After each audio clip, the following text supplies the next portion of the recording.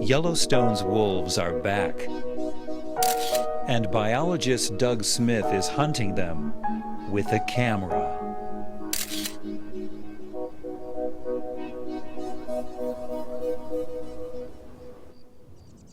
"70 years ago, hunters silenced the last of Yellowstone National Park's original wolves. Today, their howls once again echo through the valleys as new wolves reclaim their voice in the park." How successful has wolf restoration been to Yellowstone? I think the best way to think about it is when we did this, no one knew what was going to happen. There's so much wolf hatred that we thought all the wolves would be shot and killed. And so no one knew. And I remember a time when I was wondering what was going to happen. And one day I heard the wolves howl in Lamar, and that sound to me was the sound of success.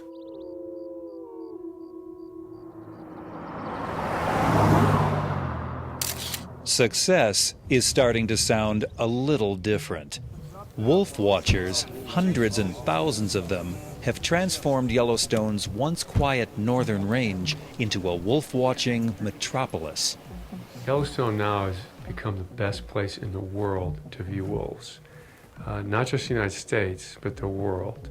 We started the wolf watching when the packs were first reintroduced in 1995 and just got glimpses of them in 95 and 96. But then starting in 97, we became more serious wolf watchers, and we were really hooked. This year will be about 7 years we've been out watching the wolves. At this point, I come about once a month, and I'm here for the whole summer now. Well, I've been coming out every day for almost 5 years now. That started on June 11th, 2000, and so on June 11th, 2005, it will be every day for exactly 5 years. You just can't wait. You read about it on the internet at home, and you just think, I need more. What are they doing today? Oh, we'll be back in September, sure. And then again during the winter. Oh yeah, this will be a lifetime deal for us, for sure. Some people warn that the constant presence of people is making wolves lose their natural fear of humans. You can't have the most visible group of wolves in the world and not have some people problems. I mean, with some natural resources, certainly pristine ones, everybody deals with the issue of loving it to death. And I didn't know what to do because I didn't think the wolves were going to be that visible. And I didn't think that this many people would come and to see him and persevere to see him, and the tour guides would come. And so we do walk a tightrope quite often, trying to protect the wolves, to maintain their wildness, and at the same time provide for visitor enjoyment. If wolves become too comfortable around people, they might become bold and hurt someone.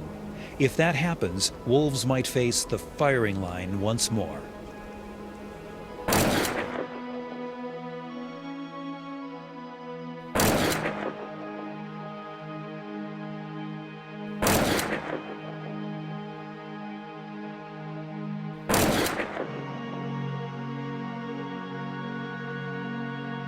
It's up to Doug to make sure that doesn't happen.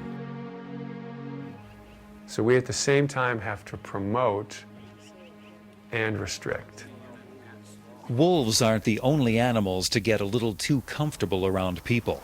With over 3 million visitors to the park every year, a lot of animals have become unafraid of humans, with potentially dangerous consequences.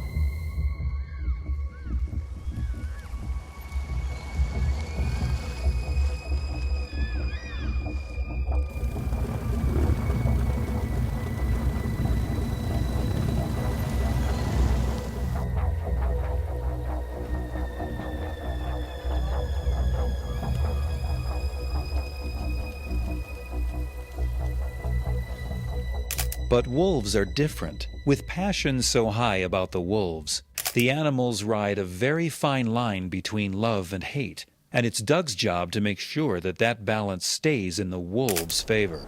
He turns to scientific research to protect both wolves and people.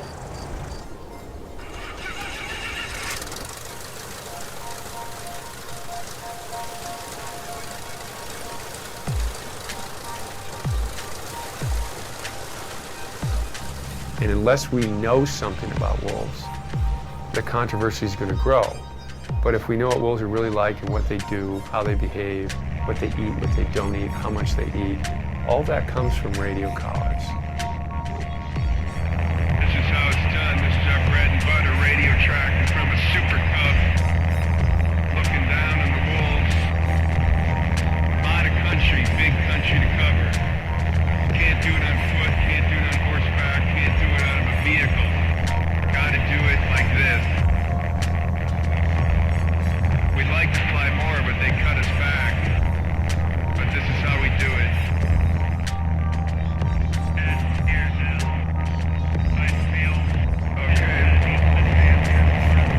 Okay, yeah, we got the Agate Creek pack. We got some adults and pups here. 4 adults, 5 pups now. Okay, good enough. From the air, Doug can not only spot the wolves, but he can sometimes even find their den. I think this is it. But we can ultimately compare this against the photos. But the reason I think it's it is because look at how much more dirt is thrown up. Doug records the size, depth, and location of each of the dens that he finds. 35 centimeters tall by 37 centimeters wide. The information provides valuable clues as to why some wolves might be getting so tolerant of people. If adult wolves are used to people enough to dig their dens next to the road, then their pups see people from the first time they emerge from the den. Oh, I think people are fascinated by wolves because people don't really have direct contact with nature anymore. We don't have touch with wild things. And wolves may be the defining feature of wildness. And further, there's something we can't have.